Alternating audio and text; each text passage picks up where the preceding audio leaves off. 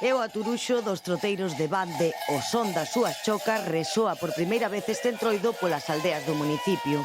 Primeiro día que para nós é un dos máis importantes, que é o día que vimos por todas as aldeas. Levarlle un troido a xente e anunciar que isto empeza. Nos dan de comer, de beber, de todo, bailan con nós. Merecen eso moito máis. Tampouco faltan as trastadas nin os bailes.